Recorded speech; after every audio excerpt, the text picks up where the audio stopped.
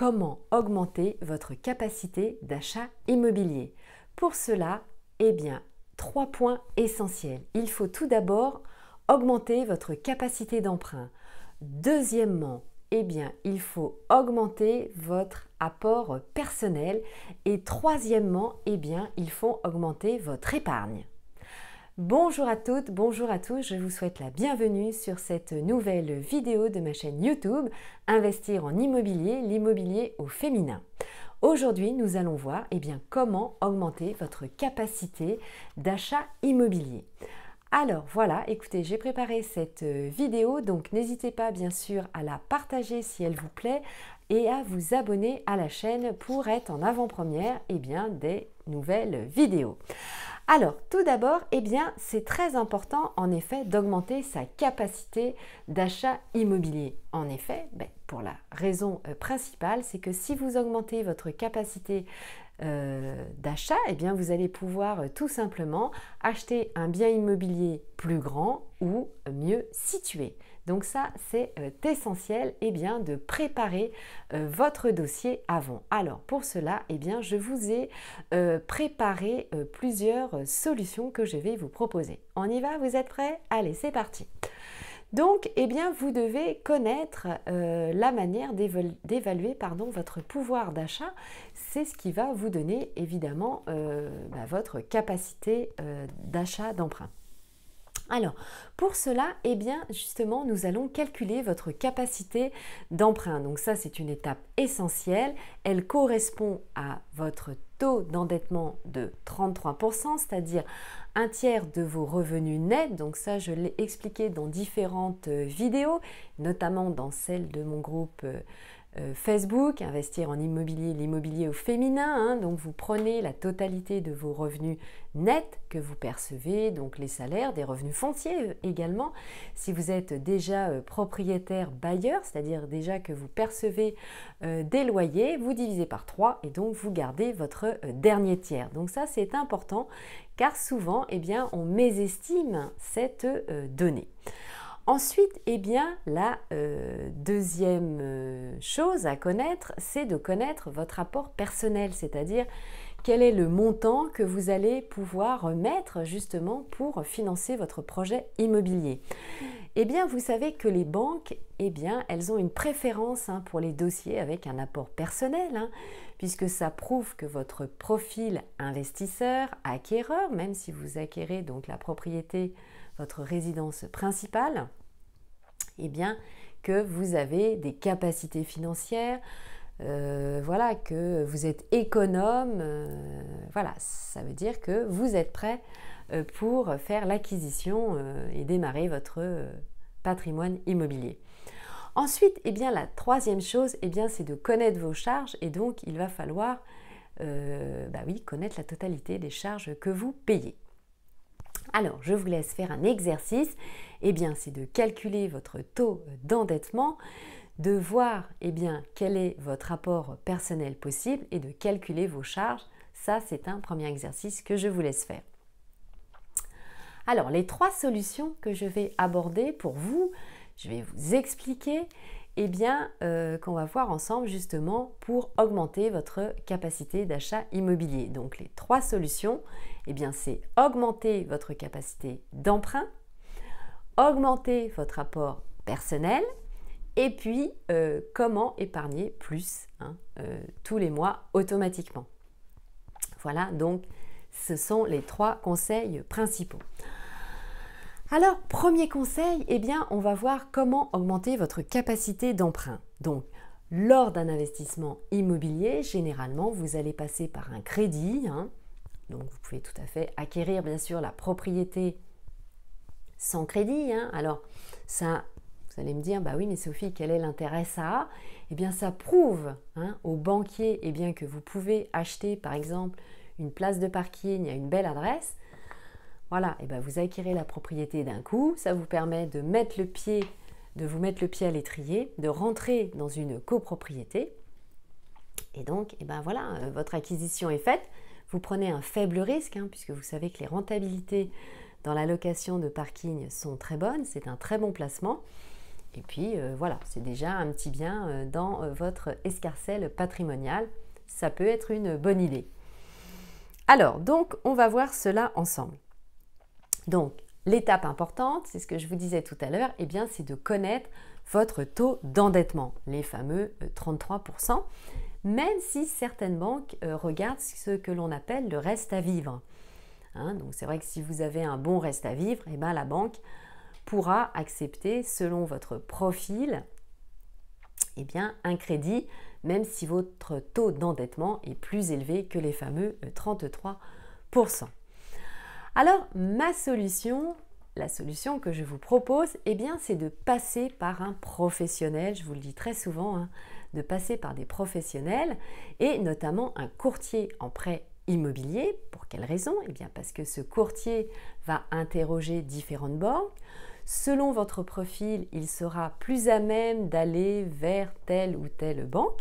Et puis, du coup, il vous aidera à emprunter mieux, c'est-à-dire avoir une meilleure mensualité et un meilleur taux. Donc, quand je dis meilleure mensualité, c'est une mensualité plus basse et avec un taux plus intéressant. Donc, la première solution, c'est passer par un courtier en prêt immobilier professionnel. Bien sûr, en passant par ce courtier professionnel, eh bien, il va vous prendre ce que l'on appelle une assurance emprunteur, hein, qui va vous permettre, donc qui est accolée à votre crédit immobilier et donc qui va être pris selon votre état de santé. Hein. Ensuite, la deuxième solution, eh bien, c'est la réduction de charges et de vos différents crédits. C'est évident qu'avant de reprendre un crédit immobilier, hein, ça a une charge importante, surtout si ça correspond à un tiers eh bien, de vos salaires. Évidemment, il va falloir réduire vos autres crédits, voire les solder.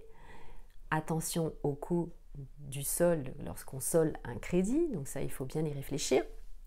Mais par exemple, si vous avez des crédits à la consommation, eh bien, je vous conseille évidemment de solder tous vos crédits, toutes vos charges, les dépenses impulsives, assainir au moins vos comptes sur 3 à 6 mois, puisque vous savez que le banquier va éplucher vos comptes. Hein, donc, il faut réduire les dettes et les dépenses impulsives. Donc, en présentant à la banque que vous avez des comptes bien gérés, que vous n'avez pas de découvert bancaire, évidemment, ça va jouer en votre faveur pour avoir votre prêt immobilier. C'est vrai que c'est une évidence à dire, mais c'est toujours bon de le rappeler. C'est la raison pour laquelle je fais cet aparté. Alors ensuite, eh bien, le deuxième point, comment augmenter, hein, donc on est toujours vers le haut, votre apport personnel. Alors, eh bien oui, les critères de la banque, c'est que certains dossiers passent avec à peu près 10% d'apport, même si certains dossiers passe à 110%, c'est-à-dire que la banque va vous prêter votre prêt pour le prix du bien immobilier et les frais de notaire en plus et les frais annexes, etc.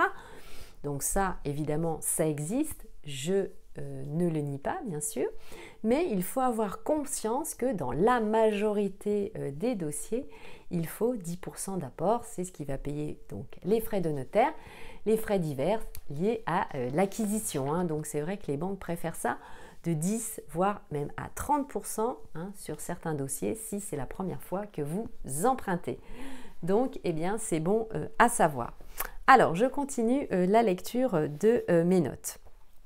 Alors ensuite le troisième point que je voulais partager avec vous, eh bien c'était tout simplement de savoir comment on épargne plus tous les mois. Alors évidemment, il faut pouvoir se créer un bon petit pécule hein, pour prouver évidemment à la banque eh bien, que vous êtes également, que vous avez un profil d'acquéreur économe et d'investisseur averti, on va dire. Hein.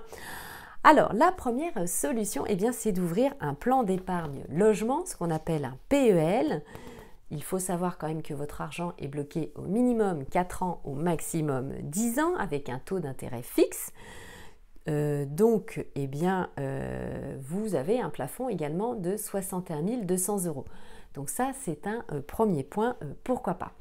Ensuite, eh bien, si vous démarrez, hein, donc si votre capacité, je dirais, d'épargne peut être faible, mais que vous pouvez quand même le faire, eh bien vous avez le livret de développement durable, donc ce que l'on appelle plus communément le LDD.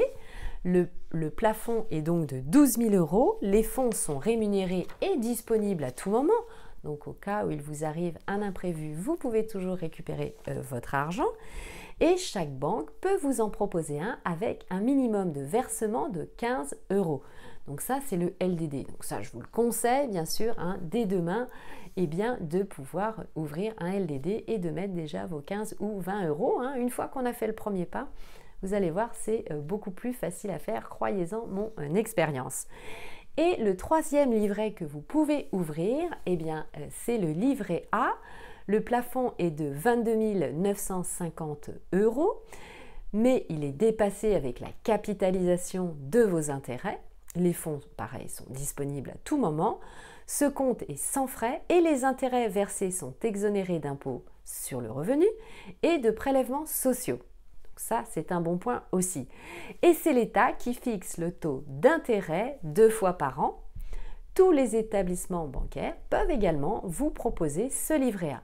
Donc je vous le conseille aussi, mais déjà démarrez par le livret développement durable, le LDD, c'est déjà très bien.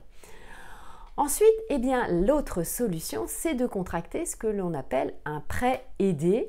Et donc, c'est notamment le fameux prêt à taux zéro, hein, ce que l'on appelle le PTZ, qui correspond à certains critères et pour une certaine somme. C'est-à-dire, si vous acquérez dans le neuf, selon les zones, vous allez pouvoir obtenir une partie de la somme, c'est toujours très avantageux, à 0%. Donc ça, c'est vraiment super bien.